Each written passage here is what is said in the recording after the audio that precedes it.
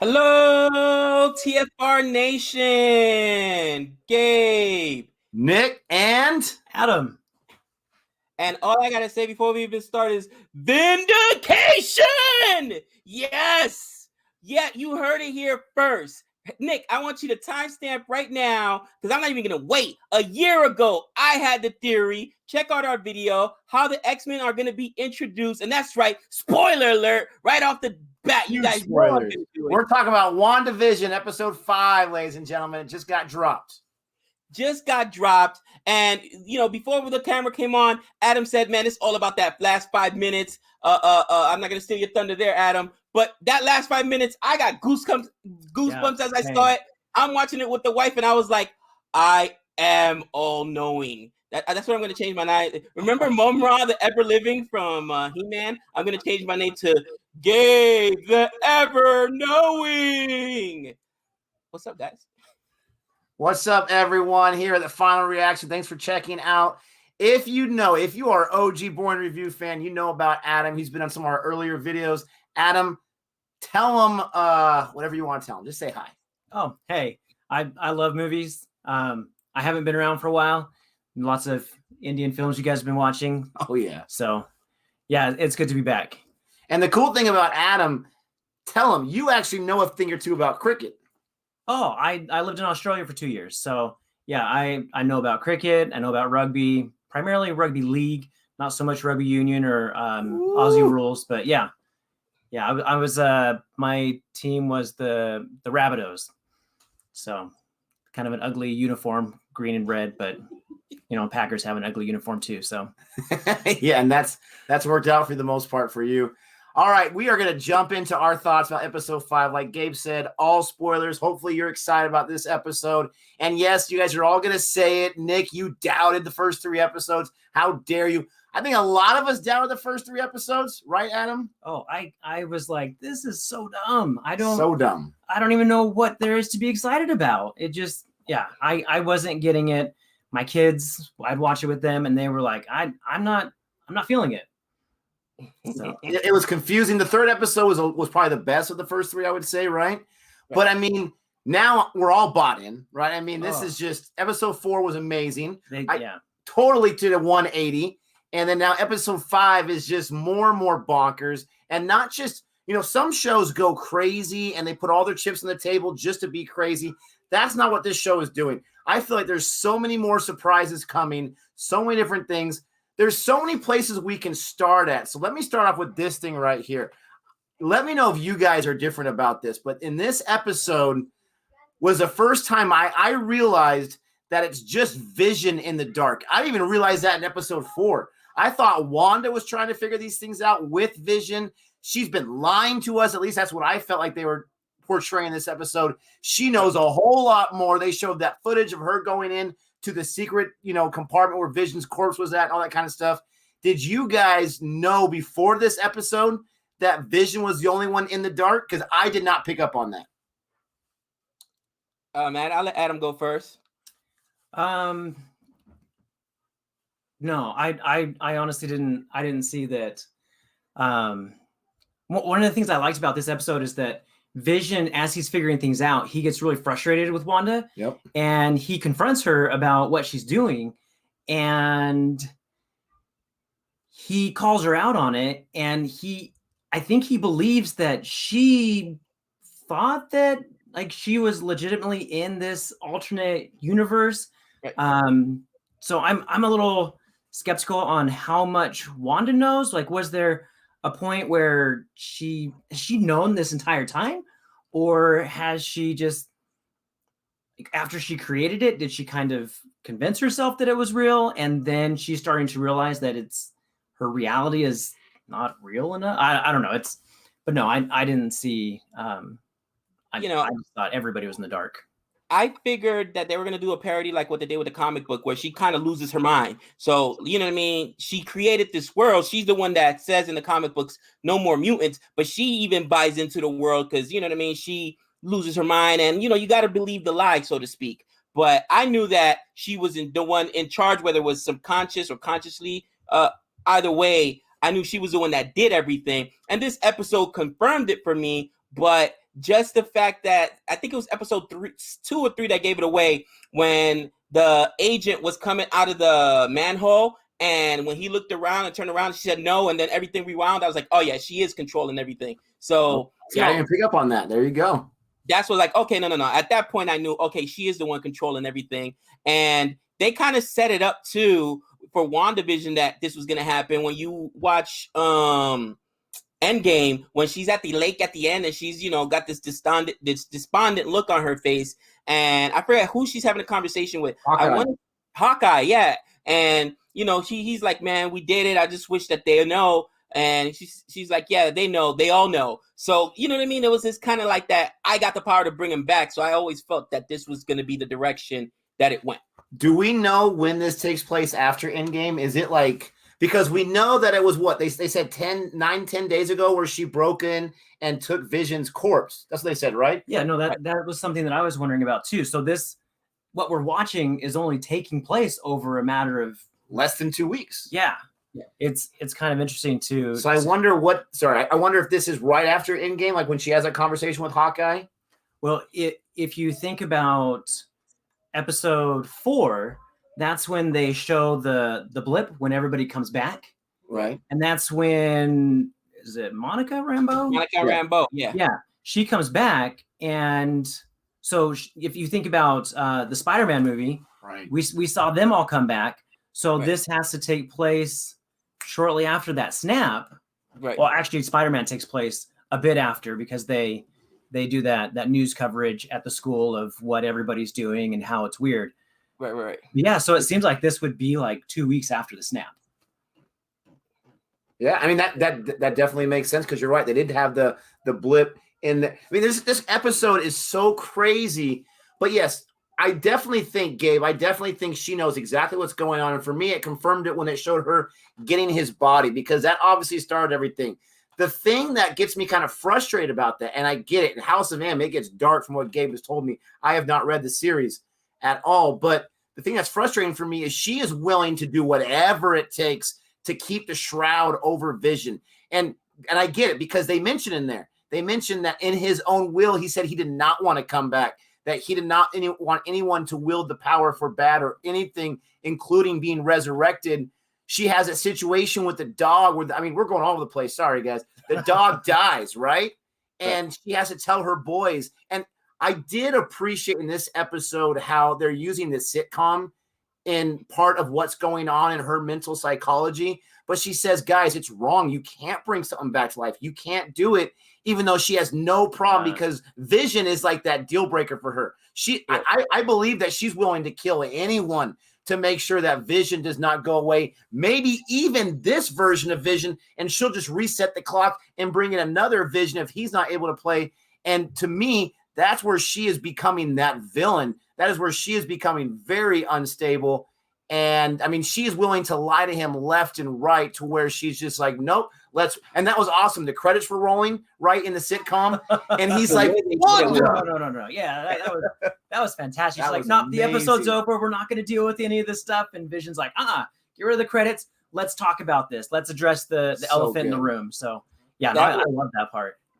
That was definitely fabulous. Hey, again, what TV show do you guys think this episode is based off of? I was thinking Family Ties. Is that what? You know what? Go ahead. No, go ahead. I was thinking at first it was Family Ties as well, but then at the end with the brother coming in with the leather jacket, didn't he look like Uncle Jesse from Full House? And it would only make sense that they pay homage to Full House because she is, Elizabeth Olsen is the younger sister of Mary-Kate and Ashley Olsen. So, with the twins and the baby, it was all too reminiscent of Full House to me. So that's what I thought. Oh, wait. So 50, 60, but if it follows the pattern, it should be the 80s. Yeah. So I think didn't Full House, wasn't at the very end of the 80s? Was that possibly in 89? Yeah. We'll have to figure that out. I definitely think the opening credit thing that played homage to Full House, because they're on the grass and they're playing like on the picnic or whatever. I would say the episode itself reminded me a lot of Growing Pains and then Family Ties, because both those homes had a lot of wood on the inside paneling. And then if you notice with the opening credits with like their name and everything, it changed the ages. And that was how Growing Pains was. They would show the mom as a baby as a teenager and as an adult. I loved Vision growing up. It's just his like head with the diaper on or whatever. So I think that part was growing pains. I think there was a little Full House there, but I love your guys' family ties because a lot of that was wood. The thing I noticed in this episode more than the others is it's interesting how they keep, for the most part, the skeleton of the house the same. Yeah. They just change a few things. They change some decor. I didn't notice that too much with the other ones. I noticed in this one because when you get into the kitchen, I'm like, oh, that's the same exact kitchen. Yeah. It's just got a different decoration. Yeah, for sure. Right. Man, I'm just saying, like, there was so many things in this episode where they even talk about something else I have talked about how powerful Wanda was, where they go back to the call where she almost took out Thanos, and they had that conversation where it was like, oh well, Captain Marvel almost took out Thanos, and then for whatever reason, Monica Rambeau's like, I don't want to talk about her. So there's some bad blood there. Well, what I'm thinking is that her mom died of cancer. Well, remember, her mom was around, Captain Marvel and, going in the space mission. So maybe that's what brought on her mom's cancer. They still haven't given Monica Rambeau her powers, and in the comic book, she has powers as well. So I'm interested how that's going to happen. But I told Nick in that video that we did, I was like, listen, she almost took out Thanos single-handedly, and he had to take out his own troops. He's like, rain, fire. Like, sir, but she was going to crush him. She was going to crush him. So she is super powerful. It's funny, Vision try to confront her. She already took Vision out in the apartment, and she was being nice about it when she was trying to leave with Hawkeye, and Vision tried to stop her, and she's like, what? Boom. And she is so powerful. And it was driving me crazy, honestly, that they made her so weak early on in the in the MCU, because I'm like, I know Wanda Maximoff is no joke. Like, her own dad, Magneto, could not control her powers. No one could. And actually what happened was they were going to kill her because she was too powerful. Either that or banish her to the moon. Quicksilver, her brother, finds out, Pietro, and they're the ones that concoct the plan, no more mutants. And once she utters a word, that's what happens. But man, I'm so excited to see where they can get. And I mentioned, somebody wrote me a comment like, what are you talking about? We haven't seen, other than Spider-Man and the as far as the MCU version, we haven't seen really the A-list characters. These are B-list characters. People are like, what? I'm sorry. Unless you got the Fantastic Four in there, unless you got the X-Men in there, Spider-Man, who we got later on, those are the huge comics. Iron Man was a B character. You know what I'm saying? Thor, the Avengers, that's like a B comic. X-Men are, I'm so excited. I cannot wait. You bring up a great point with that because, and I am not a huge comic book reader. I've always mentioned that. I've always admitted that. But I remember growing up thinking that Captain America was kind of a silly, hokey guy with like the big A on his forehead. And Gabe, correct me if I'm wrong, if he's always been relevant through the years. But it's amazing that he is now like everybody, my kids, your kids, everyone loves Captain America. Him and Iron Man are the two top guys right now because the MCU brought them there. Now, he's always been an OG, but I feel like he was irrelevant for the last 20, 30 years until the MCU made him top tier again, like you're saying with Iron Man. So that's a great point. Yeah, and I mean, that's why I'm so excited, because now that you got Fox, how did you screw this up, bro? Fox had the best characters when obviously Marvel went bankrupt, so they started selling off their characters, and Universal got the Hulk, screwed it up. Okay, Fox, how do you screw up the X-Men? How do you screw up? You know what I mean? There was a few good ones. There's some good X-Men movies. I was gonna say Deadpool is what Fox did the best. I don't know how, as successful as Deadpool has been, the Disney kind of goes away from that.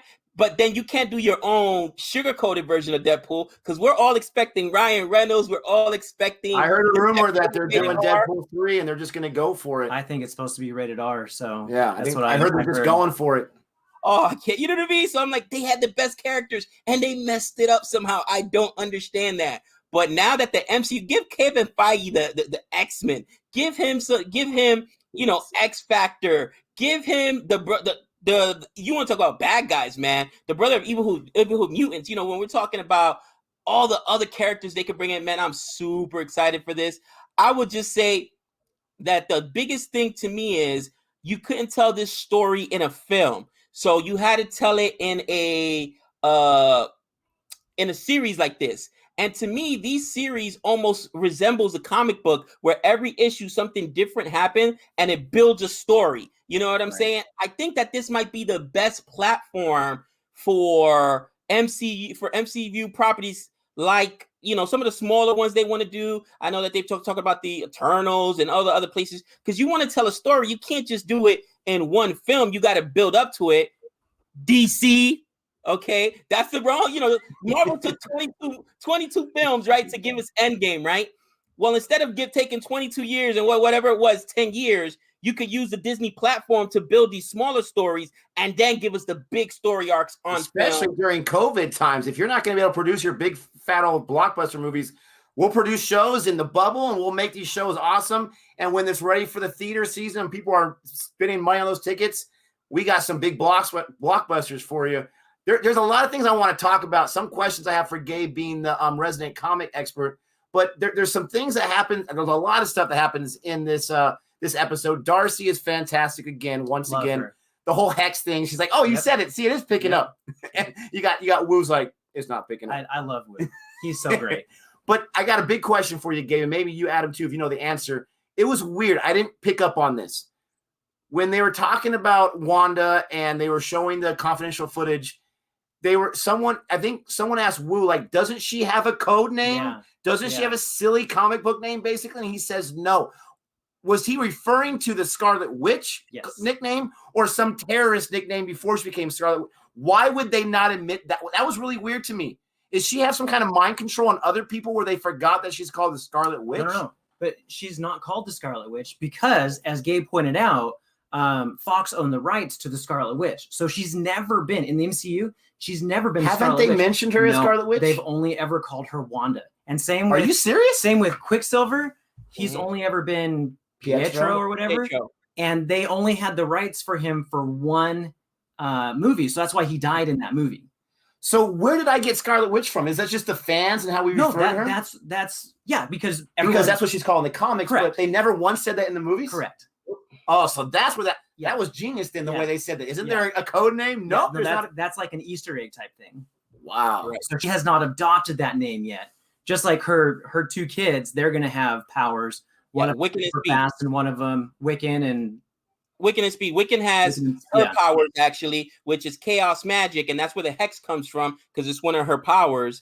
And he has the same powers as she does. And then Speed, the other one, has the powers of her brother Quicksilver, or we know him as Pietro. Which brings up another question. It seems like they cannot be affected by her whatsoever. She tries to get them to go to sleep when they're babies, and it didn't work. They didn't stop crying. Gave them the binkies, and they just threw them out. She's saying, please don't age. Please don't age. She's pleading with them not to rapidly age. Right. What is that all about? How come she cannot control them? Or maybe she doesn't want to control them. Or maybe because she created them there, they don't follow the same rules as other human beings that were born in the actual world. Because they're not human. They're synthezoids, I believe. It's funny because the comics had a rewrite as well. Exactly. And initially they were synthezoids, then they were just created in her mind. So that's a good question.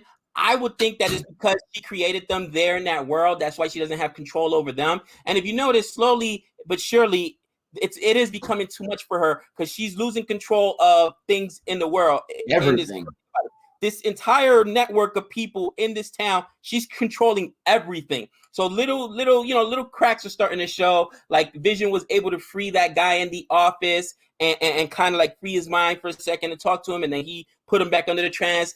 And then when the mailman was walking by and he was like, "Oh, we lost a dog," and the mailman says, "Don't worry, he won't get too far. Your mom won't let that happen." Just like, you know what I mean? Like they're all trying to fight control, basically. So it's definitely showing that it's becoming too much for her, but they're going to make the mistake of trying to come in there, and they already were coming up with a plan, right? Like, oh, well, we could just come in there and they try to basically hit her with a missile, with a Hellfire missile. What was that about? Of course they do. How stupid are these people? They make these government leadership groups in these Avenger movies, MCU films, the dumbest people of all time, going back to the first Avengers where they just want to nuke everyone. And Tony Stark's like, no, this is the dumbest thing ever. I mean, that's been very, very consistent. They all got their laser guns on her. Like, what are you going to do to her, for crying out loud? You're not going to be able to take her out. you're right though. She's definitely desperate because she leaves her little hex field herself to tell them, hey, I'm giving you one warning right now. I mean, you better back down, back off. The stakes are definitely getting higher. Before we talk about that last 5-minute scene, anything you guys want to discuss first? Because there's so many things we can discuss.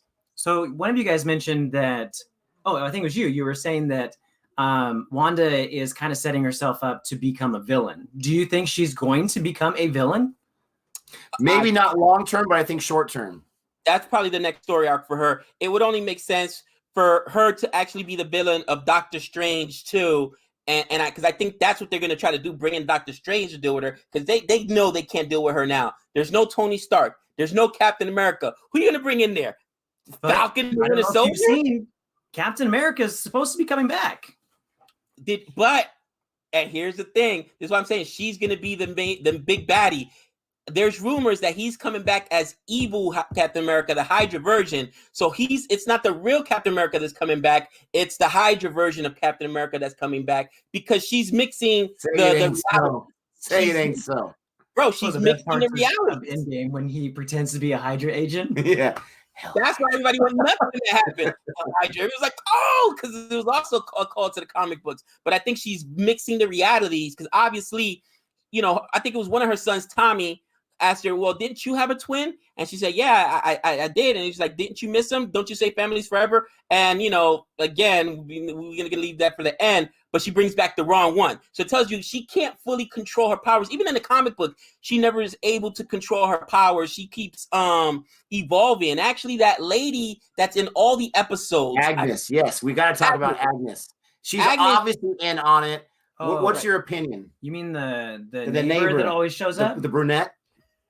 Agnes, she's a witch in the comic books, and she is actually Wanda's mentor in the comic books. She's the one that teaches Wanda how to use her powers, because again, Wanda's powers continue to evolve and to grow. And she's doesn't look anything like in her comic counterpart, or I should say, but she also leads into being with Mephisto. She's one of like Mephisto's wives or something like that, because she was like a witch, and Mephisto was like a demon or whatnot. But I'm telling you, it's all the possibilities that they can go to from this is so exciting, and they can right some wrongs or whatever that they've done in the past, some mistakes. And I'm like, I just can't wait. It's super exciting. I would just say that the last thing is that they dropped that Easter egg about Monica Rambeau being upset with Captain Marvel, right? She didn't want to that MCU, Kevin Feige doesn't do things for no reason. He just doesn't do it for fun.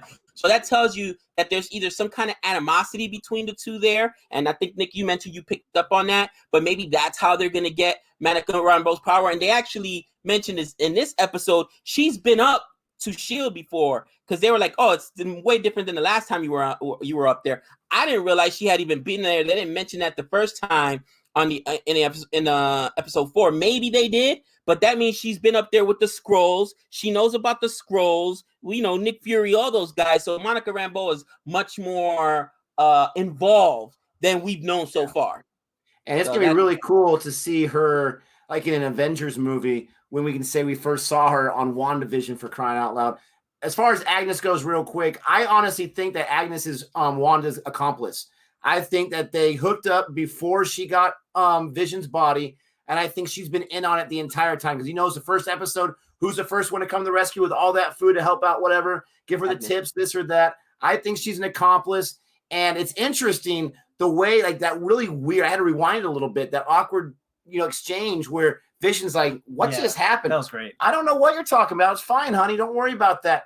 I can see eventually Agnes pushing her way as a wedge between Vision and Wanda, and ultimately controlling Wanda for her own benefit, because she sees how powerful Wanda is, and Vision is just like a temporary roadblock, get him out of the way. Because if you notice in episode 3, it was her who was getting in Vision's head about, Monica, she's not part of it. She doesn't have a home or anything. She didn't do that in front of Wanda. She did kind of behind Wanda's back. And this whole episode, she's seen powers being done in Vision, and she doesn't even bat an eye. I definitely think she has a part in it. She, the whole dog being dead, that was like a surprise to Wanda. So I think that she's one you really got to watch out for. But let's go ahead and jump into the last 5 minutes. All right.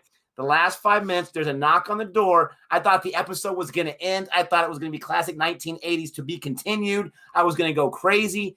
But they show us the back of the head.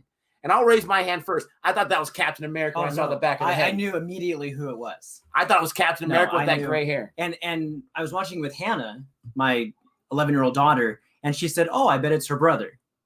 Wow, that'd be crazy. I did not pick up on that. What about you, Gabe? Did you know right away? They kept alluding to her brother throughout the episode, so I think Hannah picked up on that, and so even in the last episode they alluded to, Monica Rambeau actually brought up the fact that Ultron killed Pietro in the last episode, so they were building up to it.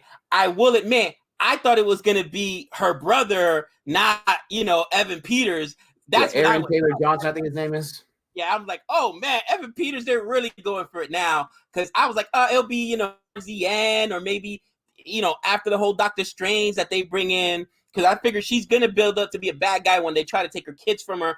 Don't tell her. It doesn't matter if they're created in this reality. You're not even going to tell a mother your kids are fake and, you got to end them. What? That's not going to happen. So she's going to go nuts at that point. I figured that's when she was going to bring back all the mutants in the MCU bring all the mutants into the MCU. But she just did it now. And you can see she wasn't expecting that brother. She was expecting the other brother. So even she's like confused. Because again, in the comic books, her powers are always evolving. And as she gets older, she gets stronger. So Agnes, I believe maybe Wanda sought out to help her learn how to use her powers or whatnot. You're right, Nick. I think Agnes may be manipulating her. But man, that was so exciting. And when I saw that, I'm like, oh yes. Oh, please. And not just that, but he becomes our first ever to switch that Fox, whatever cast to the MCU cast. I'm sure he was more than pumped. Like, really? Come on the MCU on WandaVision? I can still be Quicksilver? Absolutely. Yeah, no, I think they made a good choice. And he's got great personality. He's one of the best things from the Fox X-Men cast besides Wolverine, obviously. No, Quicksilver and Magneto. And those scenes where he does the slow motion. Yeah. The implications of bringing that actor in means that they're going to take everything that they got from Fox and they're going to start having fun. And it just is, goosebumps. I still get goosebumps thinking about it because it's just so exciting to think, I hate having to wait another week to watch another 30-minute episode to know what am I going to get more? What do I get to watch next? I grew up loving the X-Men. I was hardcore into X-Men. I still have all my comic books and my trading cards. And so even though the X-Men movies aren't great, I still love them. And like we said, there's some that are good. I mean, they busted out 10 of them. I mean, they kept trying with the X-Men. But it's crazy. I mean, MCU is saying that there are no rules with this show. We can do whatever we want. And think about this. You go to an MCU movie, you're going to see at least 2 or 3 surprises, right? You're going to, and you look forward to those surprises. We're getting that in a weekly sitcom, way more than that, obviously, TV show on Disney Plus. Huge surprises. I did not see that it was going to be Pietro. I did not see that coming. Good on you guys for picking up on that because that was fantastic. But when he comes in and he's got the bravado and he's got like the whole little style and the accent or whatever, very, very cool. Gabe, what are your thoughts about Pietro, Evan Peters' version?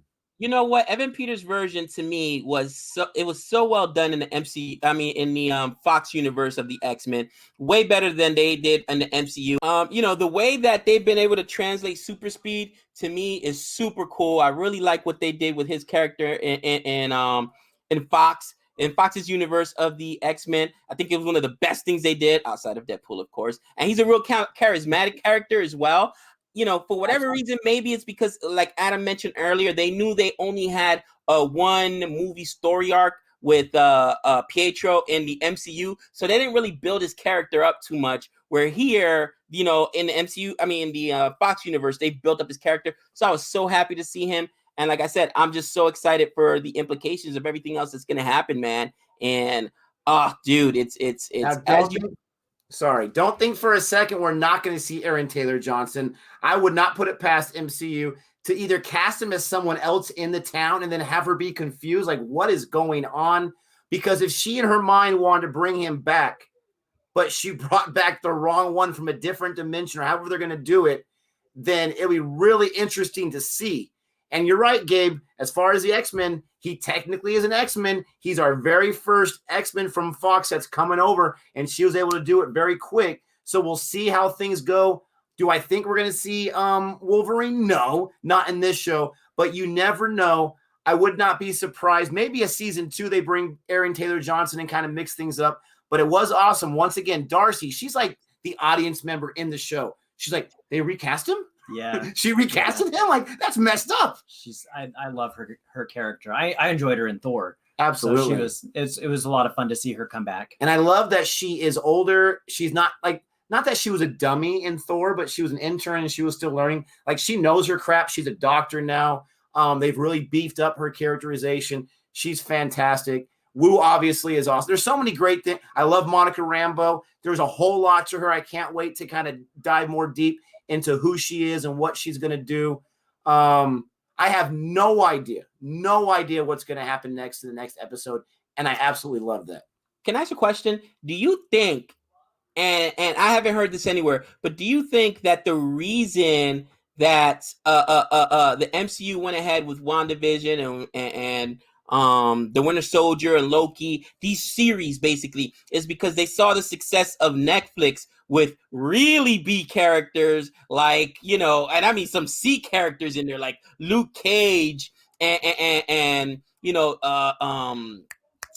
Defenders. It's Luke Cage, Daredevil, Punisher, of course, Jessica Jones. Punisher is it? Jessica Jones. That's what I was thinking. Jessica Jones. Those shows were wildly successful. And other than Daredevil, nobody knows those other characters. Punisher came on in the second season or whatnot. But, they were really, really good. And there's rumors even that everybody loved Murdoch in the Daredevil. I can't remember his real name in life. Charlie Cox. Yeah, so they're talking about bringing him into the Spider-Man. Marvel character, isn't he? Yeah. Oh, okay. Yeah, but he was owned by, they did a thing on Netflix. He was owned by Fox too at one point, right? The Ben Affleck one. Fox too, yes. Yeah. Daredevil had Fox ever. That movie. You take away the playground scene. Yeah. You take away some of the Elektra stuff, and she was still way better in Daredevil than she was in her own movie. The movie for itself wasn't too bad. No, I actually enjoyed it when it came out. Colin Farrell, you take him out of there, right? Michael Clark Duncan, though, he was fantastic. But yeah, I see what you're saying. I mean, compared to what we have right now, it doesn't compare. That's a lot of stuff from the past too. That doesn't hold up anymore. Absolutely. I still remember that one line which I love, where Daredevil didn't kill, but he drops that dude on the train tracks, and he said, "You see that light at the end of the tunnel? It's not heaven. That's the D train." Like, he just got dark because Daredevil's a dark character too in the comic. Yeah. You know what I mean? So Charlie Cox does a great job. I've heard the rumors too that he might make an appearance in Spider-Man 3 as like the lawyer or whatever, kind of like a quick little subtle thing. They got all different. It's not a surprise that with Spider-Man 3 and all the rumors we get that it's going to be like almost like a multiverse, like the Spider-Verse, but live action. And with this right here, that they're obviously in the MCU way, nothing Russian. They're laying the foundation. And man, I'm telling you right now, whatever the next Avengers movie is, I'm telling you, in my opinion, I think Kevin Feige is saying to his guys and everyone on the team at MCU is saying, why could we not top, or how could we not top Endgame? I think we can, and this is how we're going to top it. And we are so lucky as fans. Me and Gabe are pro DC, but we love MCU. Adam's more of a DC or MCU guy. Sorry, I got those letters mixed up. All right. But we love the MCU, and how could you not? I can't wait for the next Avengers, but right now I'm enjoying the ride with WandaVision. Again, completely turn 180. I love this show, absolutely. It's 100% original. They're doing things that I don't think any show has really done before. It's almost like they have like 6 or 10 writers for this one show, and they've picked the 6 or 10 best writers. One writer to worry about making sure that the sitcom, kind of Easter eggs are there and fresh and awesome. One writer to get into the MCU stuff. One writer to get into the psychology of what. I mean, there's just so much going on. Can't wait. It's so excited. Final thoughts. Those are my final thoughts. Final thoughts, guys. Man, I'm super excited just to continue seeing this. And now I'm even more excited for Loki. I'm more excited for the Winter Soldier. Again, they've got my faith again. I was super bummed at Marvel, not just Marvel, at Disney. Super bummed, super upset at them, with pushing back Black Widow as much as they did and making me pay for Mulan and all that garbage. But you know what? I apologize, Disney. You can have my money anytime. Okay. I trust you. Yeah, no, I 100% agree with you. We've had this drought of superhero movies. After Endgame took place, it was like, all right, so what's next? And we get Black Widow, and then they just keep pushing it back. And I'm not enthusiastic about Black Widow anyway, because I don't really care about Black Widow. And that was supposed to be the beginning of Phase 4. Right. And then we start getting WandaVision, and we get those first 3 episodes. It's like, what are we watching? Right. This had better pay off. And oh my gosh, I was like, Disney, and talking with people. Melissa, my wife, she listens to other podcasts where they talk about pop culture and how Disney's just lost it, and they don't know what they're doing. But I think that's where and you'd see the reviews online, and they'd be like, "Oh, this is fantastic." And I'm like, "What am I missing? Am I stupid?" That's what I felt. I must be missing it. And then we get that 4th episode, and I'm like, "Okay, boom, I'm sold." 5th episode, I'm like, unbelievable. Can't wait for everything else that they have in Phase 4.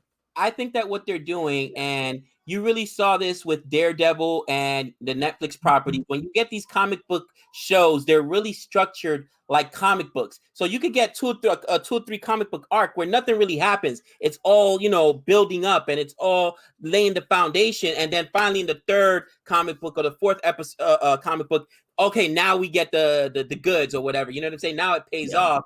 And I remember reading a lot of comic books like that where, oh man, really, what happened? I can't wait till next week comes out to go buy the comic books. And the comic book industry did it, because if they give it to you in the first, comic, in the first comic of that series, then it's going to take a minute. Like, I'll give you an example. This Doomsday Clock, if you haven't gotten it already, one of my favorite DC comics, okay? You got the Superman. All I gotta say is it's glorious. We got some minor characters, Dr. Manhattan, people that you wouldn't expect, and the worlds to mesh, I would say, or intertwine or whatnot. And in this case, they do. And you've got the Watchmen coming into this regular Superman who's an A character, and it's a great storyline. But there's like 5-6 comics, bro. And then, the first 2 comics, you're confused. Like, what is going on? Comic 3, oh. And then by the end, you're like, oh, this is glorious. Gabe, I'm borrowing that from you right away, for crying out loud. This is the last thing I'm going to say. Disney, they know what they're doing. They purchased Star Wars, MCU, all this kind of stuff, but they know what they're doing with Disney Plus. And let's just enjoy it right now, where it's only $8 a month, because in about 3 years, I guarantee they're going to jack to like $30 a month. And it's going to be worth it, because they have so many amazing things on there. Good on them.